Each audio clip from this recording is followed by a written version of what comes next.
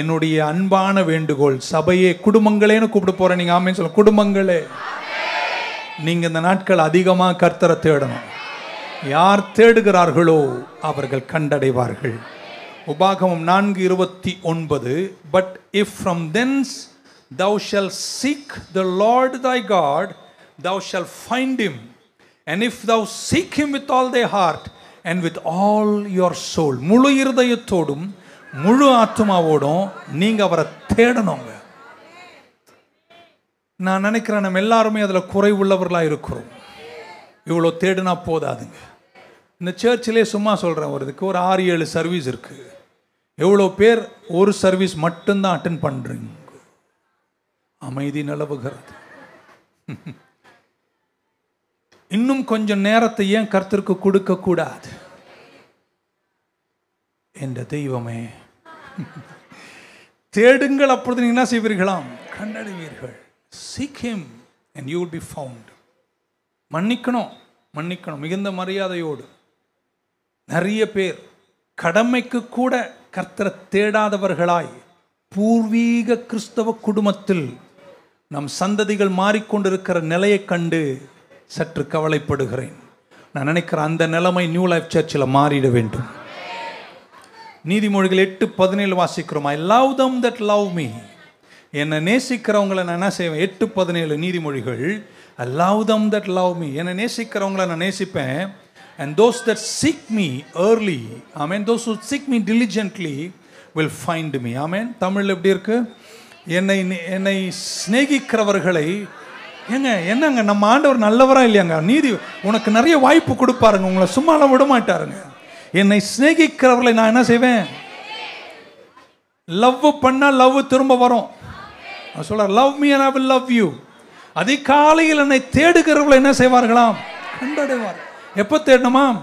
அதிகாலை தேடுங்க அவரை. நிறைய வசனங்கள் சொல்ல வேண்டும், நமக்கு நேரம் எல்லாம் முடிக்கிறேன். If you seek me, you will find me. மீண்டும் சொல்றேங்க, நம்ம குடும்பங்கள் எல்லாம் திரும்பவும் ஆதி நிலைக்கு வந்து ஒரு காலத்தில் ஜெபித்தது போல தேடியது போல மீண்டும் நம்ம தேட வேண்டிய காலத்தில் வந்திருக்கிறோம். அவர் சொல்ல, நான் நீதிபரரான தெய்வம், நீங்க என்ன தேடுனீங்கன்னா நான் குறிப்பிட்ட ஒரு சிலருக்கு மட்டும் என்னை காண்பிக்கிறவரல்ல, நான் எல்லோருக்கும் என்னை வெளிப்படுத்துவேன். பக்கத்தில் ஒருத்தர் தட்டி நீ தேடி பாரு, உனக்கு தன்னை என்ன செய்வாராம்? வெளிப்படுத்துவார். He will reveal himself to you. So he is a good God, he is a just God. மூணாவது இப்படி சொல்றேன், God is love. அவர் அன்பா இருக்கிறார். யோவான் 3:16 உங்களுக்கு தெரியும்.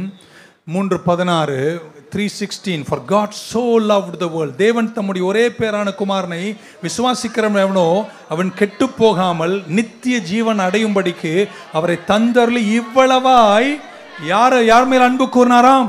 உலகத்தில் அன்பு கூர்ந்தார். உலகத்தில் இருக்கிற எல்லார் மேலும் கர்த்தர் அன்பு கூர்ந்தார். இன்னொன்று சொல்றேன், நீங்க அவரை நேசிச்சீங்கன்னா அவர் உங்களை என்ன செய்வாராம்? சிநேகிதராயிருப்பார், உங்களை சிநேகிப்பார். ஆமென்.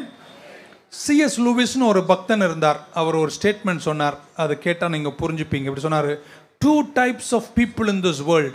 இந்த உலகத்தில் 2 விதமான மக்கள் இருக்கிறார்கள். ஒன்று, தேவனுக்கு முன்பாக முழந்தாள் படியிட்டு, the person who bows his knees to God. தேவனுக்கு முன்பாக முழந்தாள் படியிட்டு இப்படி சொல்வானாம், என் சித்தம் அல்ல உம் சித்தம் என் வாழ்வில் நிறைவேறட்டும். அது ஒரு குரூப். அந்த குரூப்ல இருக்கிறவங்க மட்டும் கையை உயர்த்தி ஒரு ஆமேன்னு சொல்லுங்க பார்க்கலாம். இன்னொரு குரூப் இருக்காம், அது எப்படின்னா, அவன் தேவனுக்கு முன்பாக முழந்தாள் படியிட மாட்டானாம். அவனுக்கு கர்த்தர் என்ன சொல்வாராம்? உன் சித்தம் உன் வாழ்வில் நிறைவேறுவதாக. புரிஞ்சிருந்தா நீங்க எவ்வளோ ஒரு புரியாத மாதிரி பார்த்தீங்கன்னா திரும்ப என்ன சொல்ல வைக்கிறீங்க பாருங்க. அதனால தான் கொஞ்சம் கூர்மையாக கேட்கணும்னு சொல்றது. ஸோ ஒரு குரூப் எப்படின்னா, முழந்தாள் படியிட்டு ஆண்டவரே என் சித்தம் அல்ல உன் சித்தம் என் வாழ்வில் நேரணும். இன்னொரு குரூப் முழந்தாள் படியிடாத குரூப்பு, அதுக்கு நம்ம சொல்ல வேணாம், அவரே சொல்வாராம், என் சித்தம் வேணாம் உன் சித்தத்தை நீயே நிறைவேற்றிக்கோன்னு உன் வழியில தனியா விட்டுருவார். வரலையாமேன்னு அந்த வழி தனியே வழி, ஆனால் அது முடிவு நல்ல வழியே இல்லை. கஷ்டமானாலும் சரி நஷ்டமானாலும் சரி அவர் வழிதான் எனக்கு வெற்றி வழி. பழைய மலையாள பாட்டில் பாடும், ஈ வழி வளரே இடுக்கம் நெடுக்கம் ஆரிது கடந்திடுமோ, கூட்டுகார் சுருக்கம் சகாயிகள் சுருக்கம் ஆரிது கடந்திடும். அப்படின்னா கேட்டுக்கு போகிற வழி விசாலமானது, ஆனா நித்தியத்திற்கு போகிற வழி குறுகலானது. அங்கே எல்லாமே உனக்கு சாதகமா இருக்காது, நண்பர்கள் கம்மியா இருப்பாங்க, எல்லாமே இருக்காது. ஆனா நித்திய ஜீவனுக்கு செல்லும் வழி குறுகலான வழி. அந்த வழியில நான் கர்த்தரை தேடுவேன்னு சொல்றவங்க மட்டும், ஆண்டவர் உங்களுக்கு எல்லாருக்கும் ஒரு சுய சித்தத்தை கொடுத்துட்டார். ஆமென். தன்னை வெளிப்படுத்துவாரு, ஆனா ரொம்ப டிக்னிஃபைடு ஃப்ரீடம் உங்களுக்கு தருகிறார். அவர் மிகுந்த மரியாதையோடு உங்களுக்கு விடுதலை தந்து என்ன தெரியுமா சொல்றாரு, நீ வேணும்னா சூஸ் பண்ணிக்கலாம், வேண்டானா நீ புறக்கணிக்கலாம். அந்த சாய்ஸ் கர்த்தர் உங்களுக்கு கொடுக்கிறாருங்க. எவ்வளோ பேர் இன்னைக்கு காலையில் சபைக்கு வராமல், எவ்வளோ ஊர்களில் சபைக்கு போகாமல் கிறிஸ்தவங்க வீட்டில் படுத்து தூங்குறாங்க. எனக்கு கேட்குற அன்பானவர்களை, நீங்கள் வேணும்னா தேடலாம், வேண்டானா தேடாமல் இருக்கலாம். சாய்ஸ் உங்ககிட்ட கொடுத்துட்டாரு. கர்த்தர் நல்லவராக இருக்கிறார், உங்களை மதிப்போடு நேசிக்கிறார். ஆனால் நீங்கள் யாரும் அவர் என்ன வெளிப்படுத்தலைன்னு சொல்ல முடியாது. நீங்கள் அவரை சிநேகித்தால் அவர் உங்களை சிநேகிப்பார். நீங்கள் அவரை தேடினால் அவரை நீங்கள் கண்டடைவீர்கள். ஆமென். நான் உங்களை நேசிக்கிறேன்னு சொல்லி என் நேசத்தை நீங்கள் புறக்கணிச்சா நான் காயமடைவேன், என் உள்ளம் வேதனைப்படும். ஏன்னா நான் ஏதோ ஒன்று இழந்துட்டேன். ஆமென். கேட்குறீங்களா? இன்னொரு வாட்டி கேட்குறேன், நல்லா இன்னொரு வாட்டி கூர்மையாக கேளுங்க. நான் உங்களை நேசிக்கிறேன்னு சொல்லி என் நேசத்தை நீங்கள் புறக்கணிச்சிங்கன்னா நான் காயப்படுவேன். ஏன் காயப்படுவேன்னா, நான் உங்களை என்ன செஞ்சிட்டேன், இழந்துட்டேன். அந்த காயம் என்னை வாட்டும். ஆனால் என் ஆண்டவர் உங்களை நேசிக்கிறேன்னு சொல்லி நீங்க அவரை புறக்கணிச்சிட்டா, ஆமென், அவர் இழந்துட்டார்னு காயப்பட மாட்டாரு, நீ இழந்துட்டேன்னு அவர் காயப்படுவார். நீங்க புரிஞ்சிருந்தா அப்படி ஆமேன்னு சொல்லியிருப்பீங்க. அதனால தான் கொஞ்சம் கூர்மையாக வளரணுங்க. நீங்க ரொம்ப நேரம்லாம் பேச வேண்டிய அவசியம் இல்லை, கொஞ்சம் சொன்னாவே ஆழமா நீங்க புரிஞ்சுக்கணும். இன்னொரு முறை உங்களுக்காக சொல்லிடுறேன். ஒருத்தர்கிட்ட போய் நான் உன்னை நேசிக்கிறேன்னு சொல்லி அவங்க புறக்கணிச்சிட்டா உங்க உள்ளம் காயப்படும். அது யாருக்கு நஷ்டம்? உங்களுக்கு நஷ்டம். ஆனா அவரை நீ புறக்கணிக்கும் போது அவர் காயப்படுகிறார். யாருக்கு தெரியுமா நஷ்டம்? அவருக்கு அல்ல, உனக்கு நஷ்டம். ஆனா உனக்கு நஷ்டமா இருந்தாலும் அவர் காயப்படுறாரு பாருங்க. காரணம் என்ன தெரியுமாங்க? அப்படி நேசம் ரொம்ப பெரியதுங்க.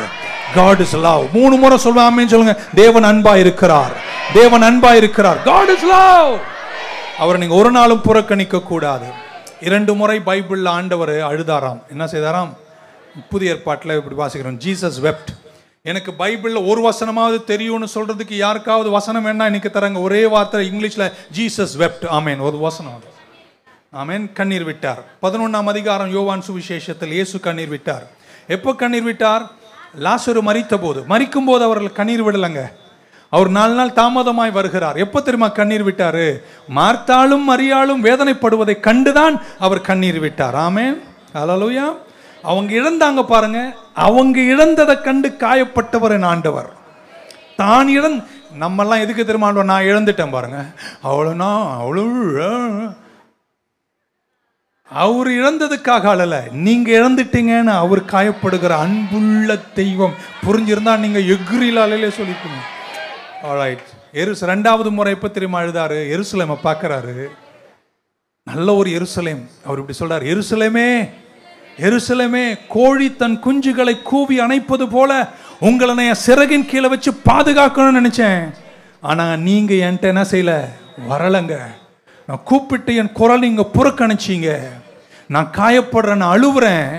எதுக்காக? இழப்பு எனக்கல்ல, நீங்க இழக்கிறீங்கன்னு நான் காயப்படுகிறேன். ஏன்னா என் நேசம் பெரிதுங்க. இதுக்கு மேல அவர் அன்பை எனக்கு விளக்க தெரியாதுங்க. புரிஞ்சவங்க இருந்தா ஒரு அல்லே சொல்லுங்க, இல்லைன்னா விட்டுருங்க. ஆமென். இயேசு ஒருவரே வழி, இயேசுவே சத்தியம், இயேசுவே ஜீவன். ஆமென். உங்களை நேசிக்கிற அந்த தேவனுடைய மகத்துவங்கள் எவ்வளவு விலையேற பெற்றது.